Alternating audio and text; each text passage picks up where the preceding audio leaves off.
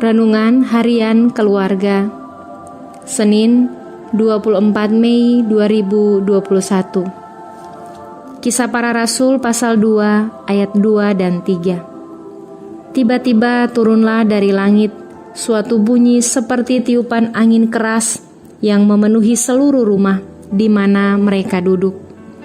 Dan tampaklah kepada mereka lidah-lidah seperti nyala api yang bertebaran dan hinggap pada mereka masing-masing.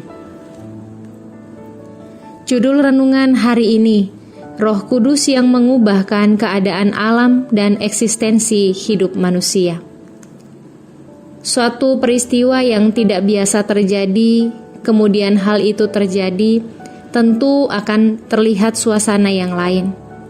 Demikian halnya yang terjadi di Yerusalem di saat orang-orang percaya berkumpul merayakan Hari Pentakosta. Di saat perayaan Hari Pentakosta itu, terjadilah peristiwa yang tidak seperti biasanya terjadi, yakni turunlah dari langit suatu bunyi seperti tiupan angin yang sangat keras yang memenuhi seluruh rumah di mana mereka duduk. Angin dalam bahasa Yunani pneuma, yang juga berarti roh.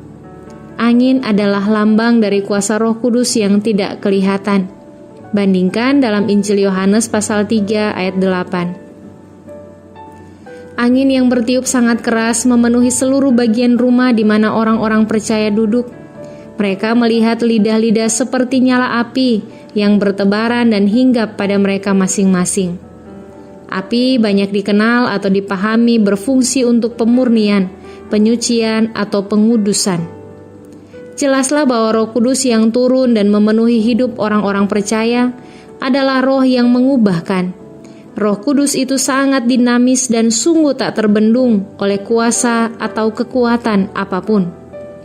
Dengan peristiwa yang tidak seperti biasanya itu, sangat jelas terlihat bahwa betapa Roh Kudus tidak hanya sanggup mengubahkan keadaan atau suasana alam, tetapi juga Roh Kudus yang turun memenuhi orang percaya waktu itu ternyata sanggup mengubahkan eksistensi hidup manusia.